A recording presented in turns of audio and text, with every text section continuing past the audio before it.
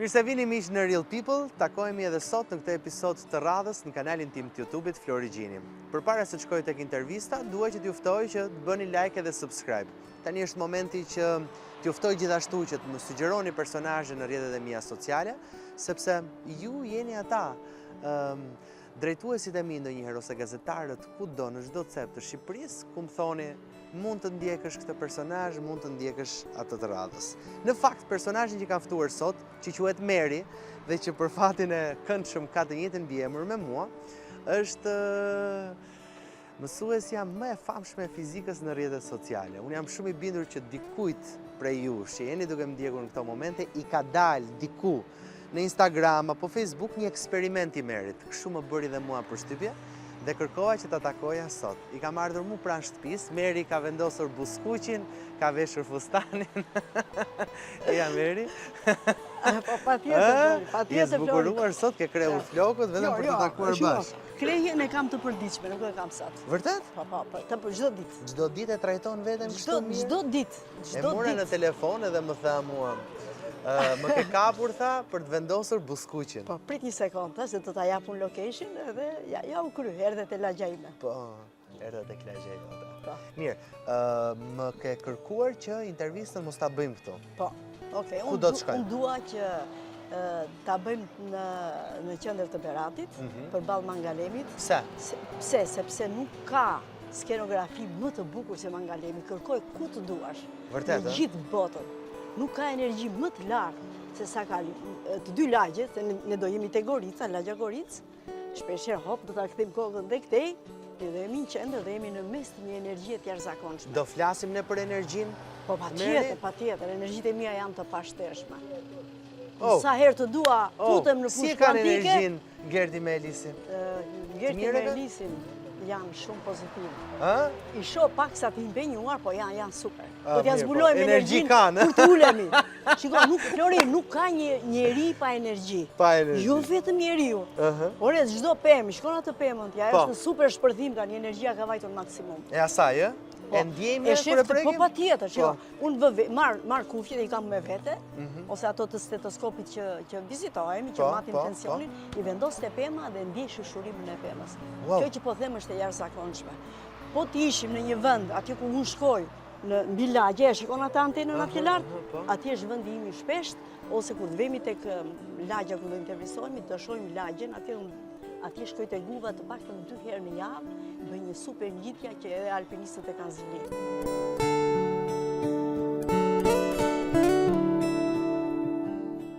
Çfarë di në rusisht? Çfarë di në rusisht? Ja po them një vjersh të vogël. Ej rebjata. Встанем в ряд, встанем в ряд, мы выходим все на праздник, на парад. Që do thotë e janë një fëmijë, mblidhuni në radhë, ne të gjithë do shkojmë në fest, në parad. Edhe hopa çuna ecë të shkojnë në fest. Vjesh komuniste. Kjo është, po imagjino, janë vitet 1971. Po vargun e Fibonacit në Mangalem e gjejmë dot? Po patjetër, nuk ka gjë në natyrë, Flori. Nëse bëjmë raportin, për shembull, të para krahut me këtë pjesën këtu, ky raport është 1.618. Pikërisht këtë raport ka përdorur Leonardo da Vinci kur ka bërë skulpturat e veta apo kur ka ndërtuar Mona Lisën. Unë kam qenë në Louvre dhe e shikoja Mona Lisën.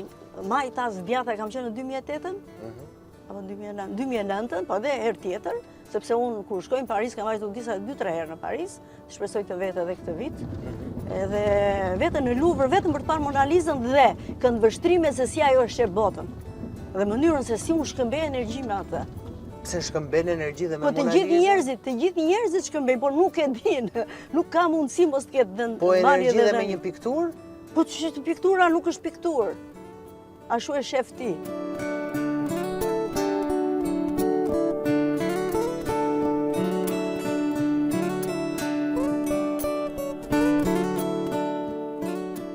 Meri, sa i gjatë jeti?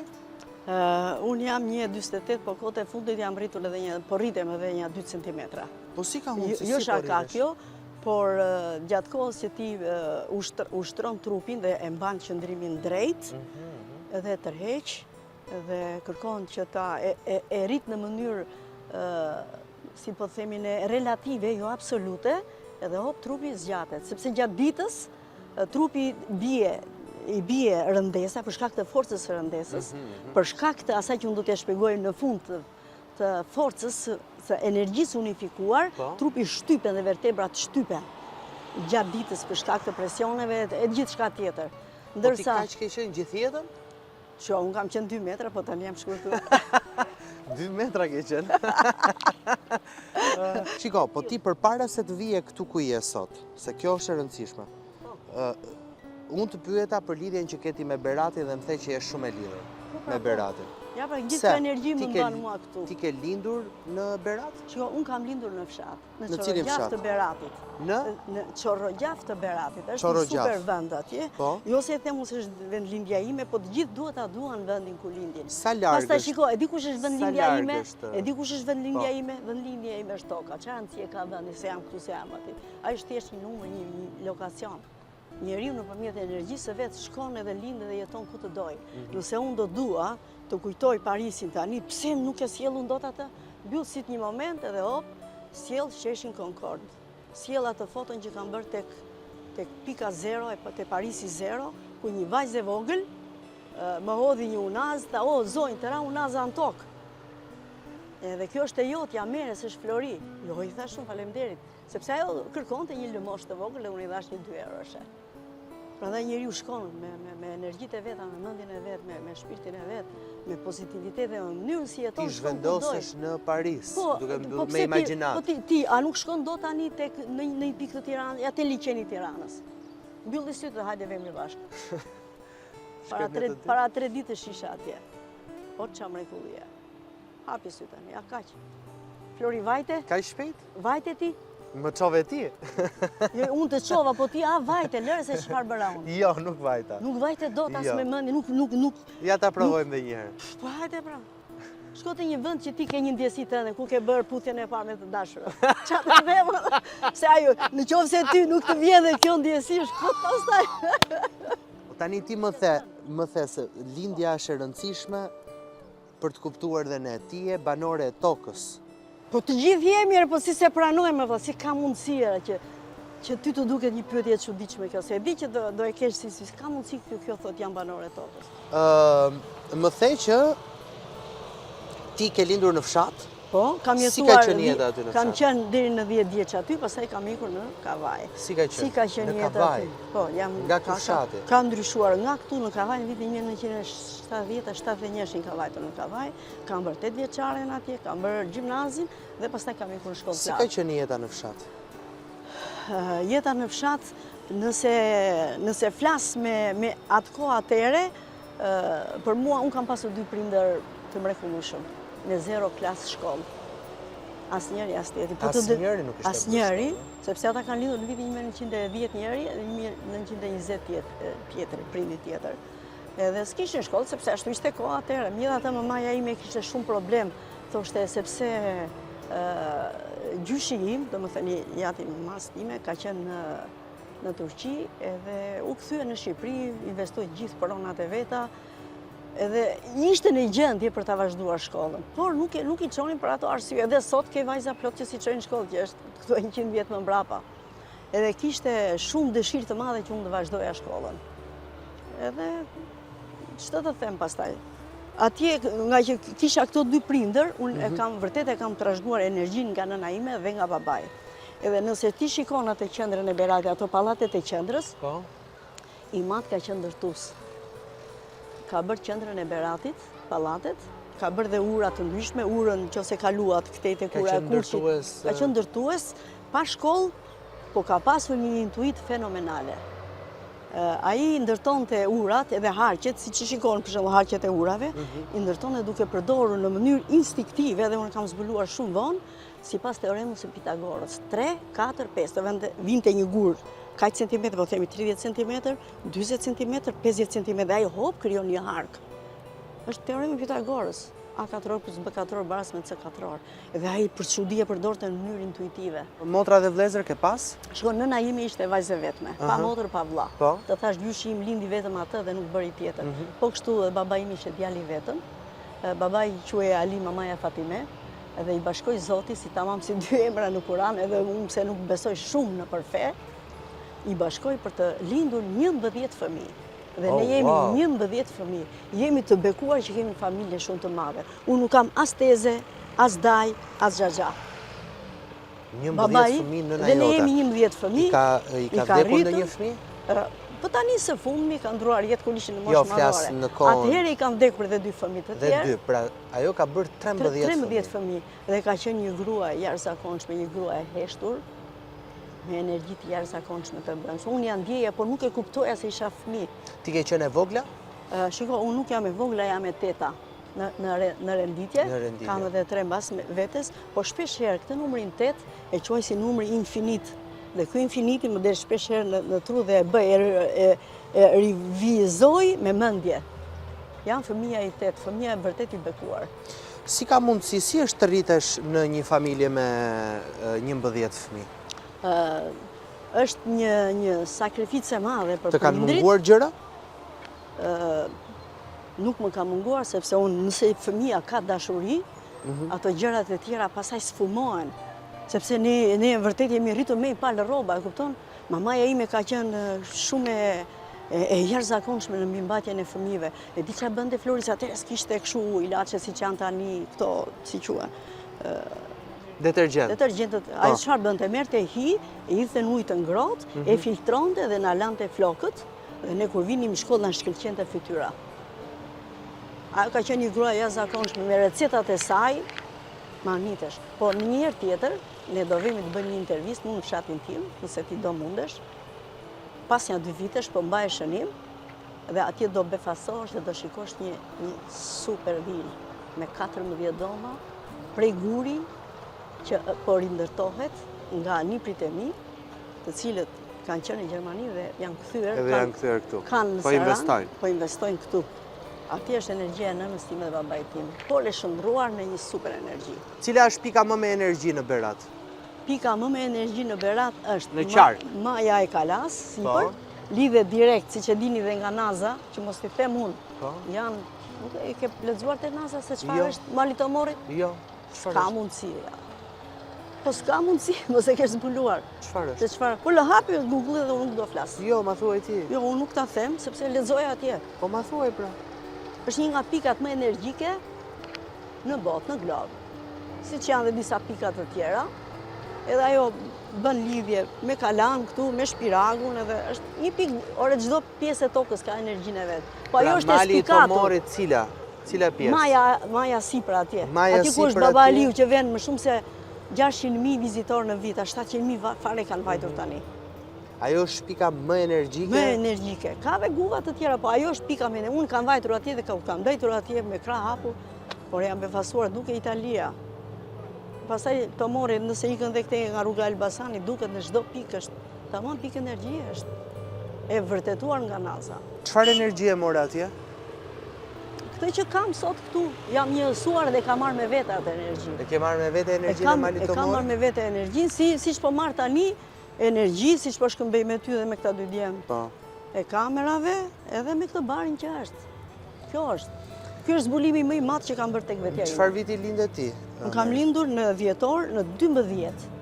Mbaj shënim këtë, 12 1959. Dhe nëse i mbledh këta numra dhe futesh në Human Design, ky është një numër i bukur. Nuk është rastësi. Ti vet, a beson tek numerologjia? Po si s'beso kam? Është matematikore. Si mos të besoj unë, kur 2 dhe 2 bëjnë 4 dhe jemi në muajin prill tani, edhe 4 janë 4 këndet, 4 cepat, mbështet një bazë shumë e fortë. Çdo gjë e ke në jetën tënde të lidhur vetëm me matematikën, vetëm me fizikën? Jo, unë jam njeri shumë social. Edhe nëse kam një rrjet të madh networku, fal kësaj është. Po ajo është pjesë e brendshme pastaj.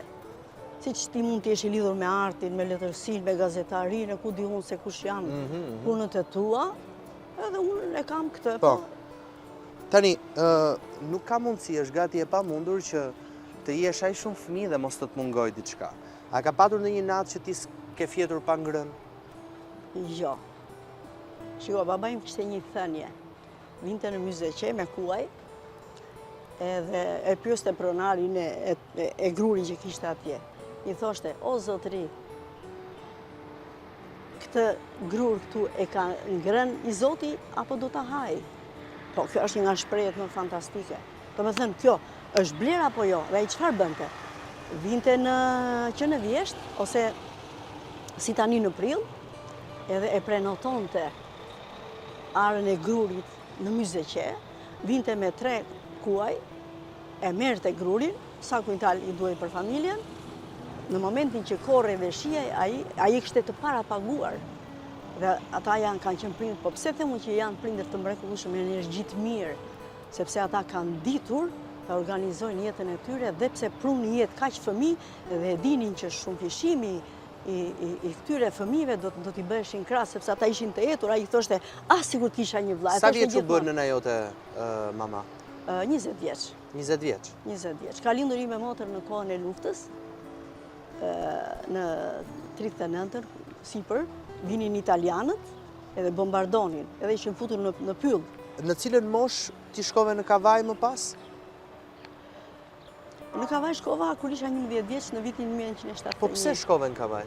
Po shkova për shkak të mbështesja time motë, sepse punonte, ishte e martuar atje, edhe kishte 2 fëmijë dhe punonte turni 2, turni 3, edhe kunati im punonte përsëri dhe kishte me këtë rinjë fëmijët, për mbazike për natën. Dhe ti 11 vjeç shkove dhe mbajte fëmijët e motrës? Dhe kam mbajtur fëmijët dhe kjo më ka dhënë një suport të jashtëzakonshëm, të rrisësh fëmijë kur je vetë fëmijë. Si të pritën në Kavaj?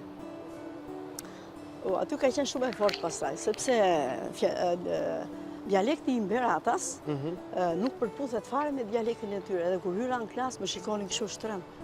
Çfarë po thotë jo kur më pyeste mësuesi? Sidomos muajt e parë, që unë në fshat s'kisha bërë as rusisht, edhe kalova nga klasa, në klasë të 5 në fshat nuk kisha bërë, se isha 11 vjeç, nuk kisha bërë gjuhë huaj, po kalova direkt 2 klasa një herë. Dialekti im ishte shumë i veçantë për do të kalosh nga mali, edhe të vesh në një vend fushor dhe një vend detar, o Zot, kur kam parë detin për herë të parë, jam mahnitur. Ishte hera e parë që shikoje det me sy? Që shikoje det, po patjetër, ore, nuk isha parë Beratin, 10 vjeç, 11 vjeç, imagjino, ai mendon, ktheu një 60 e ca vjeç mbrapa, 60 e ca vjet mbrapa në kohë, se si ka qenë Shqipëria atëherë. Unë jam befasuar kur kam hipur, unë edhe sot befasohem, kur jam ngjitur atje dhe shoh Beratin këtej. Është e jashtëzakonshme. Pra detin për herë të parë e pen Kavaj, po për t'u larë kur u lave në det për herë të parë? Po pra atje kur isha, vajta në pushime dhe jam e dashuruar me detin. Dihet notoja? Nuk dihet notoja, por e lëshova trupin të lirë edhe mësova vetë të notoj. Mësova shumë shpejt. Po fizikën, si e ke patur lidhje me fizikën? Me fizikën tani, unë mbarova gjimnazin në Kavaj me rezultate goxha të mira, edhe që të merja të drejtë studimi, se ashtu ishte koha, nuk zgjidhje dot, duhet të aplikoja në rrethin nga Isha dhe jo në Kavaj, dhe aplikova në Berat, edhe vura 3 dega atje, si që ishte në atë kohë. Po, qëfar zgjodhe? Unë zgjodha mjekësi, sepse jam e lidhur me biologjinë, si duket. Po. Nga që lexoja dhe shumë libra në atë kohë që ishte sigurimsa, doja të isha dhe juriste, dhe për fizik, e doja dhe për fizik. Ata ndaluan tek fizika, sepse gjithë zona lartë, unë jam e para dhe e vetmja studente, e them me krenari këtë, deri në vitet 90, që kam mbaruar shkollën për shkenca.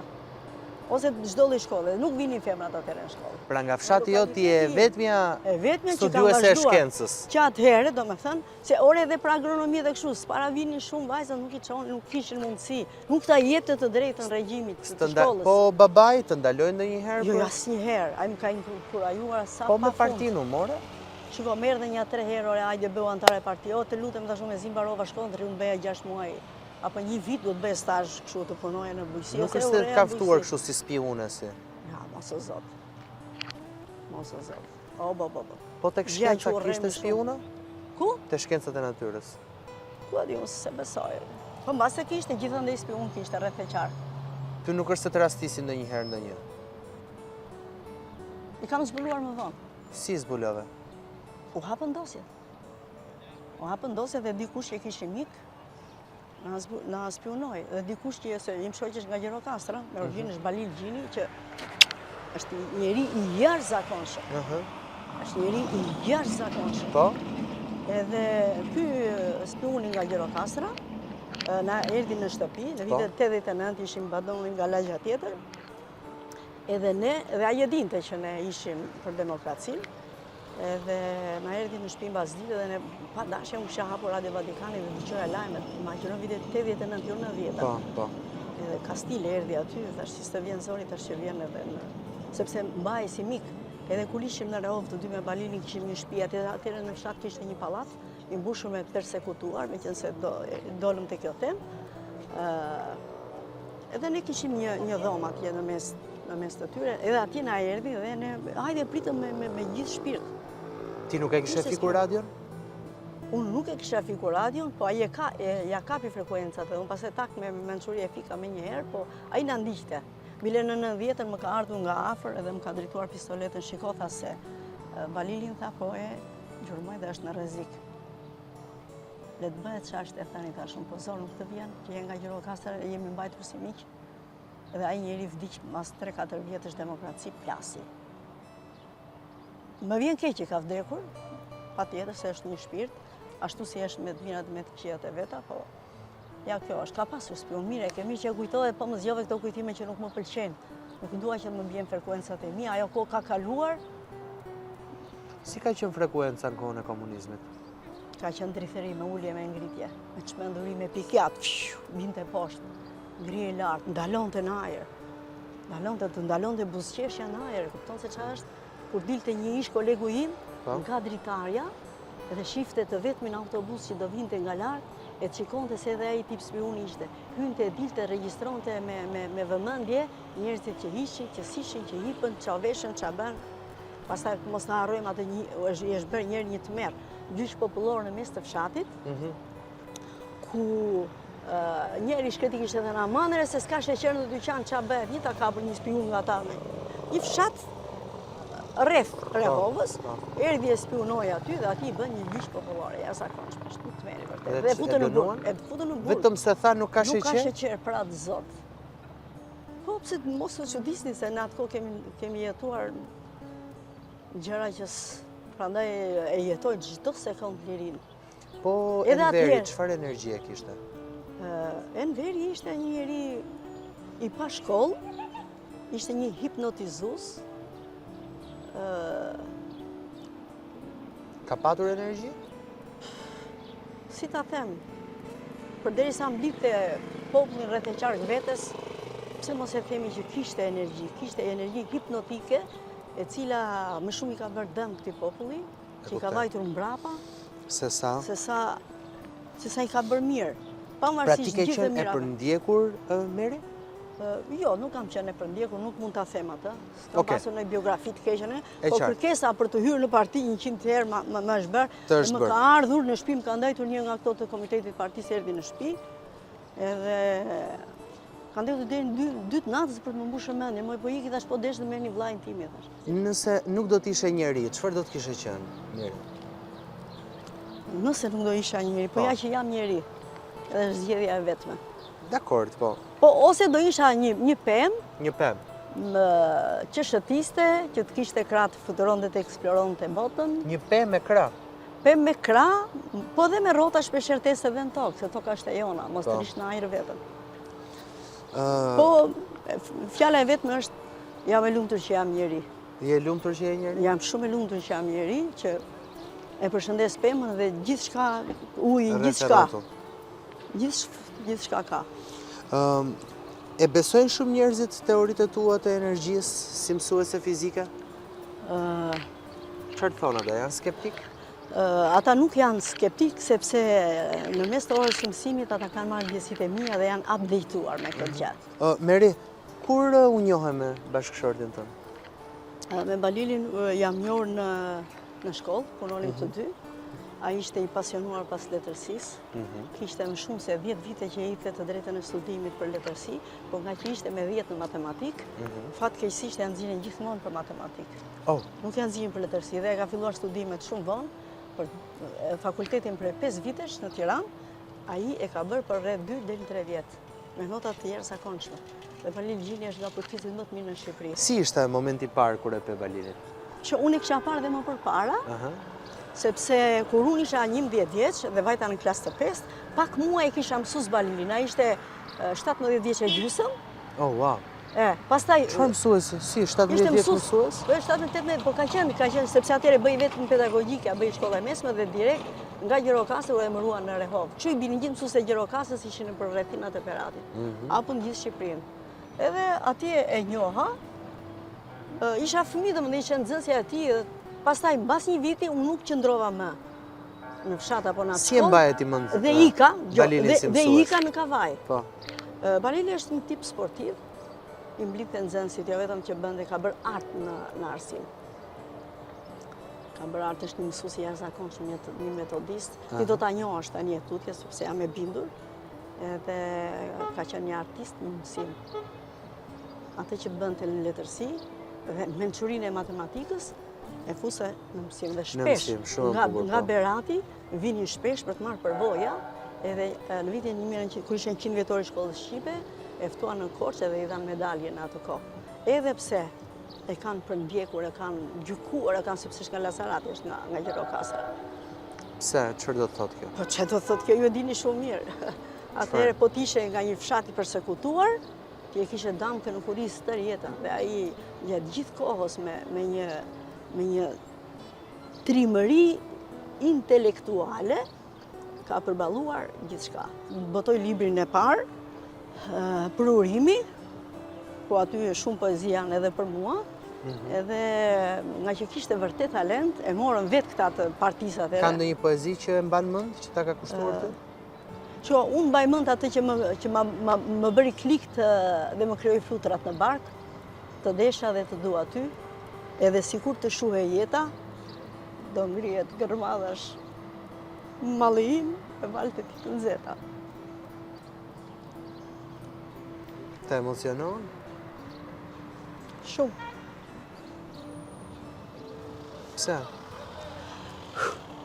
Të thash unë jam njeri energjetik, edhe fjalët e shkruara nga Heine janë të jashtëzakonshme. Kjo është poezia e parë që ta ka kushtuar ty? Ma shkruajti fshehura si në fletore. Në fletoren time të ditare të punës, e shkruajti, unë e lexova në shtëpi dhe kam qarë atëherë dhe nuk i thash jo. Edhe pse kisha gati 4-5 vite që i thoja jo. Pastaj vendosa dhe kaq. Pse i thoja jo? Po i thoja jo për shkak të shumë gjërave, që ishte një mësues nga Lazarati ardhur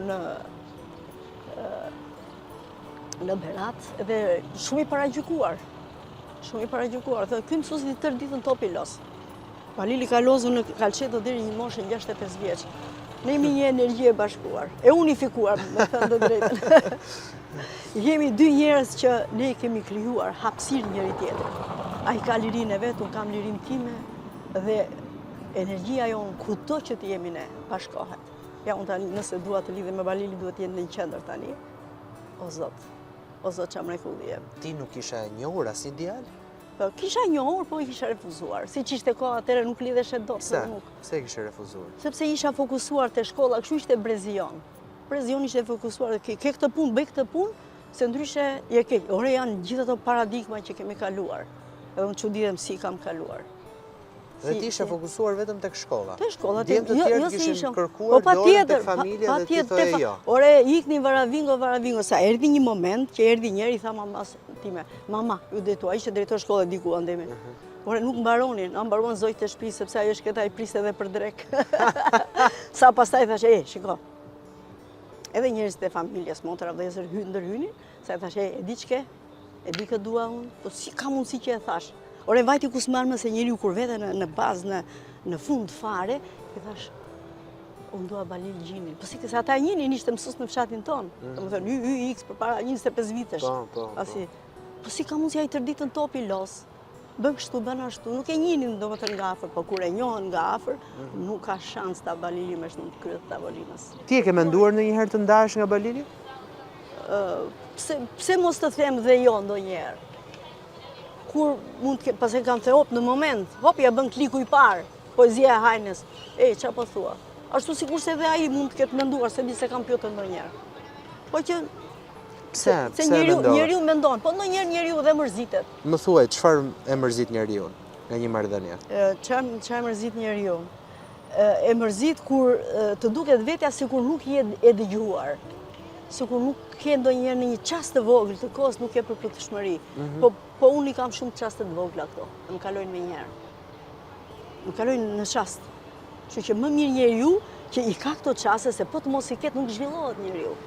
Do të kesh të kthesh mbrapa, edhe ti thuash vetes, kjo ndjej që më erdhi tani.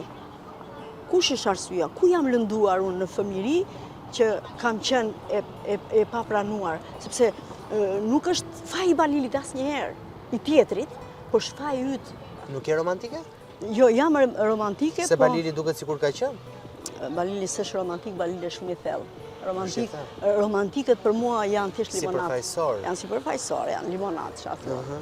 Fjala e Balilit është latuar si një, si quhet një nga ato, se s'po më vjen ndërmend, një nga këto. Po mirë, dhuratat ka bërë? Jo, dhuratat tona janë signifikative. Ne nuk bëjmë dhurata na këtë në më të, po pasi ndonjë tufë me lule, një buzëqeshje për mua është dhuratë, për mua është dritë. Ka një sekret për një martesë të shëndetshme? Po ka patjetër, se nëse nuk ke... 3 këshilla që do t'i jepi ti. Nuk ke ndjeshmëri ndaj tjetrit, mos u lidh me tjetrin thjesht për interes, apo për pamjen e jashtme, apo lidhu për thelbin që ai ka. Një. Interesat që ka, pse jo, sepse është një familje, është edhe lidhje interesash.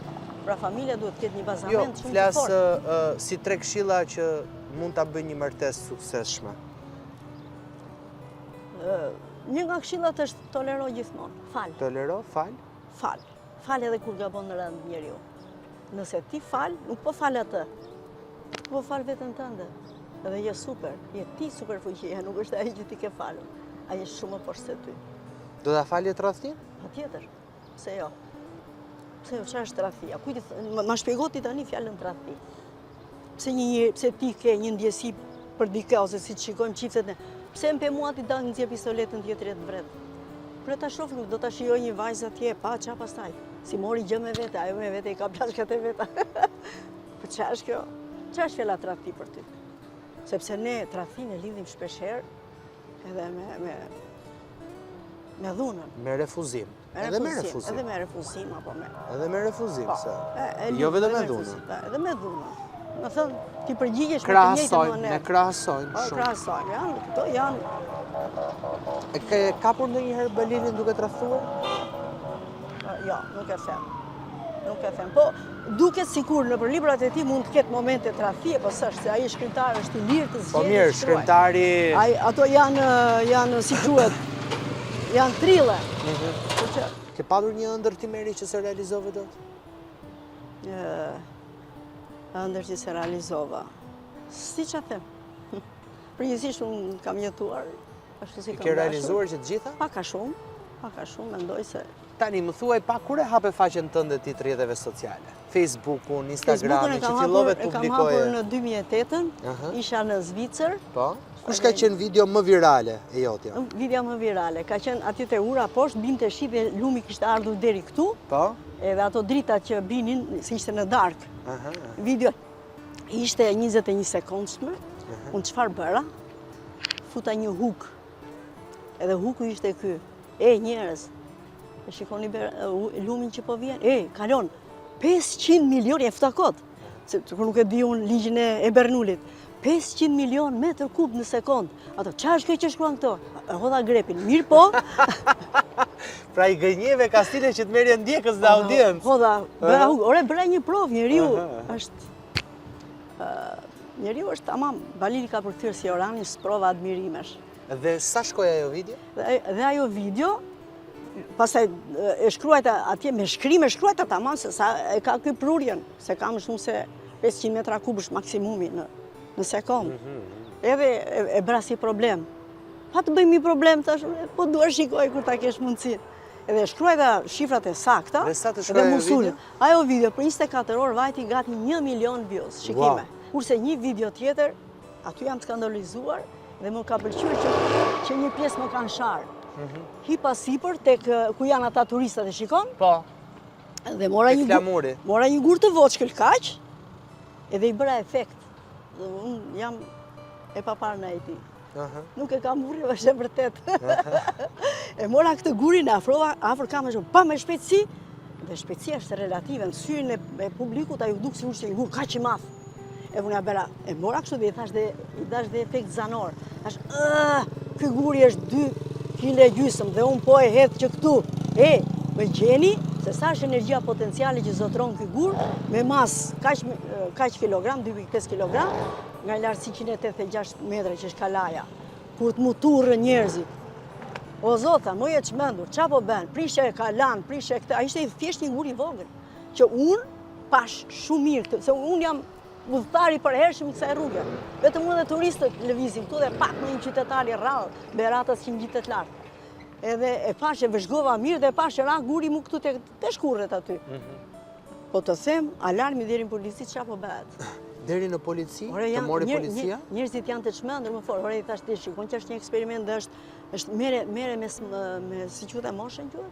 Se di mirë anglisht. Me slow motion. Slow motion. E mere i thash shikoj se sa është tani njëri është sa dora ime, sa mban dora ime thash. Sa centimetra kam unë dorën? 10 kështu dhe 6 këtu, 60 centimetra. Kaq është e guri thash. Ai gur do rrëzoj shtëpit, do rrëzoj çatit, jeni Terezia apo jo i thash. Çfarë eksperimenti do bëjmë ne bashkë? Unë kam lënë atë mjetet aty tek makina. Do ta marrim? Do vemi ta marrim.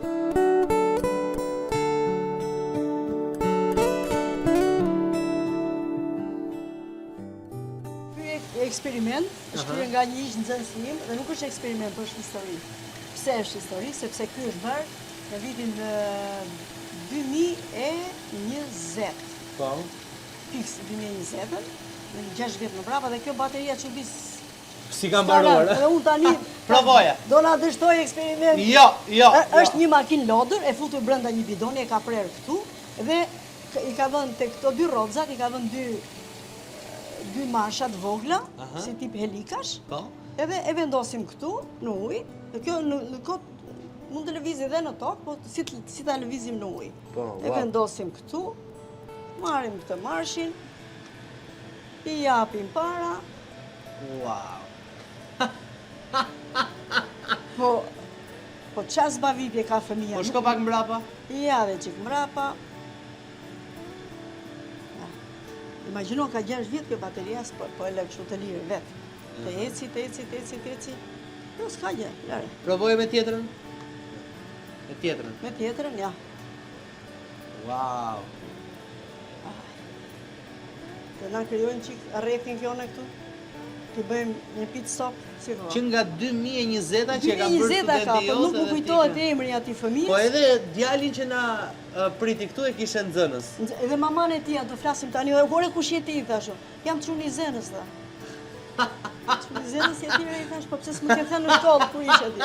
Çuni i Zenës. Po mama thua tani, punon në bashkiçë, ajo. Çfarë na tregon ky eksperiment? Ky eksperiment ka të bëjë me ligjin e Arkimedit. Po. Ku s'ka problem, tani mas qero pak, Tani filloj. Ligji i Arkimedit është, ata fikim dhe këtë, mos i bie, unë do t'ja ndroj sa vete në shtëpi, jo. Po pse dhe unë është historik, të vetë 6 vjet bateria. Po lë këtu. Dhe kjo na tregon? Kjo tregon zbatimin e ligjit të Arkimedit. Ku forca e Arkimedit është forca që vepron nga poshtë lart dhe vepron mbi të gjithë trupat e zhytur në të. Ja ju ushtrim 5 sekondësh. Si mundet që të ndajmë rërën nga pluri? Thjesht me këtë magnetin, marrim të hop, triqet pluri hekur të këtej dhe rëra ngel në fund. Po hedh plur tani. Po. Nëse do ishin magneti gjatë, do kishte atë formë. Ja pluri. Kjo bëshllëku në mes na tregon se aty është qendra e magnetit, është bosh. Sa më shumë të hedhim plur, aq më shumë tregohet ekzistenca e fushës magnetike. Wow. Pra fusha magnetike ekziston dhe për ta provuar këtë ja ku e kemi. Për mos thënë pasaj për fushën elektromagnetike të tokës, që fillon nga Kanadaja dhe është në polin e jugut. Shiko si lëvizin grimca. Ka magnetin poshtë? Po. Shikoj. Se nuk e prek do se ma të reqë. Shiko si afroje kama. Shikoj si lëvizin. Që qa më rekullia. Ja, provoje, luaj. Edhe fëmija letë luaj me ka gjësë. Ja, kryo. Lëviz andej, lëviz e këtej. Ja të bje këte, shiko të bje këtë magnetin tjetër. Që qa do ndodhe tani. Shiko si formuan dy qendra. Një sekund, ta mblef të gjithin, ja. Pra, nëse do të bësh fizik, e të jesh mësuese fizike, nuk kërkon shumë jetë. Një minimum do vetëm zemër ta bësh punën.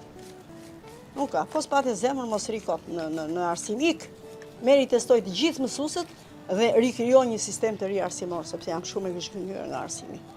Për mënyrën se si e kam bërë, po ka shans fëmija të mërzitë nga ky eksperiment? Nuk ka shans.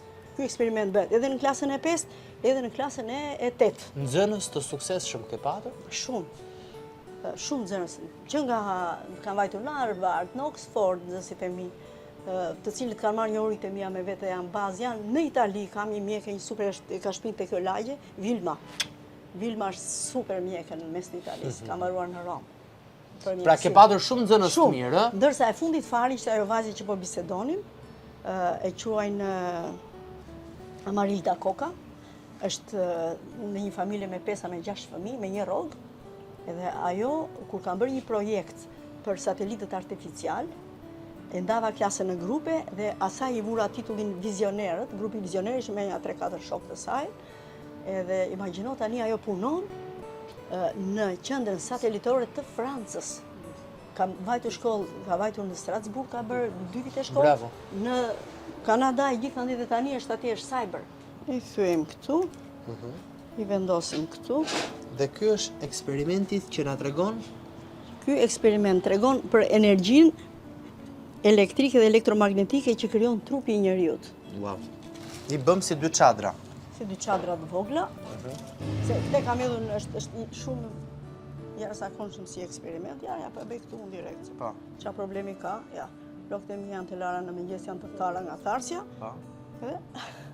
Ja, kjo është fusha elektrostatike. Që parë pam fushën magnetike, tani kemi fushën elektrostatike. Pra ti? Ja, me një krarë. Fare, qa para ja hargjova unë me këta. Po qëfar i kam dhënë unë publikut me këtë gjë që kam bërë të rritet sociale? E kuptove pse unë kam 1 milion? Ja. 1 milion persona? 1 milion? Ore, brenda 24 ore u befasova, shtanga. S'po më zinë të gjumë qa po ndodha, si u rëkullis këj algoritmi të mërshëm. Ja. O njerëz, është shumë e thjeshtë. Jeta kjo është energji e gjitha. E gjitha është energji. E ja baras me MC4. Si do t'i japim energji zemrës të? Tani ta bëj me duar shpejt. Atë që bëm me një trup të elektrizuar. Po. Për ta mbyllur. Për ta mbyllur. Kjo do t'i japësh pak energji dhe njerëzve ti ndërkohë që ti ndjek. E marrin, e merr hapësira, merr fusha kuantike, nuk ka gjë. Të na bëjnë, të na ndjekin, ë. Po të na ndjekin, ta provojnë në shtëpi ai. Bëj subscribe. Kush ta ndjeki këtë eksperiment në shtëpi? Po. Bëj subscribe edhe ju do merrni këtë energji, do e provoni vetë, kjo është e rëndësishme. Bëj subscribe të kanali YouTube-it Flori Gjini, like videos me Merin dhe lini komentin tuaj për personazhet vërtet që doni na tregoni.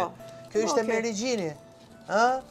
Mësuesja më e famshme në Shqipëri e fizikës. Jo, më e famshme se ka plot. E cila beson tek energjia, por beson dhe tek dashuria. Po ajo ekziston, Flori, jo se besoj unë, se kema thënë disa herë, ajo ekziston luku. Jepi. Forca. Atëherë nëse fërkojmë duart, energjia e zemrës është 40 herë me forcë se energjia e trurit, dhe nëse vemi në koherencë energjinë zemër-tru, atëherë kjo energji shumë fishohet me 40 herë, si që thash. Po. Kjo është tua, kjo. Çfarë do i bëjnë tani? Shumë mirë, ja, bravo, Flori. A shikon që lëviz, një lloj sigur se lëviz me krarin tim, edhe duart e tua janë tik elektricitet, e ke gati në 20 deri në 30 volt. Wow. Sepse je 70% elektrolit ke ngarkesa pozitive, jone pozitive dhe jone negative. Në momentin që ti fërkon duart, krijohet një fushë elektrike, elektrostatike dhe vepron me letrën e aluminit, e cila është përcjellëse. Shumë e bukur. Merit, falenderoj shumë që ishe me mua sot në Real People. Vërtet jeni dashuri. Sigur ju kam nxënësit e mi, unë i kam më shumë se ju, gati. Edhe unë i përqafoj gjithë nxënësit e tu. Të gjithë nxënësit e mi kanë qenë mësues të mi, që më kanë bërë kjo që jam. Çfarë do t'ju thuash nxënësve tu? Ju dua, ecni pa frikë siç u kam mësuar unë. Ecni, guxoni, veç guxoni, mos rini të ndaluar stop, ndaloni, çlodhuni, por veç ecni përpara. Ecni përpara se është të puth Amarilda, të puth Klevi, të gjithëve ju dua shumë. Ikta që se na emocionove kot. Me emra dhe pa emra, s'ka rëndësi. Faleminderit shumë. Faleminderit ju.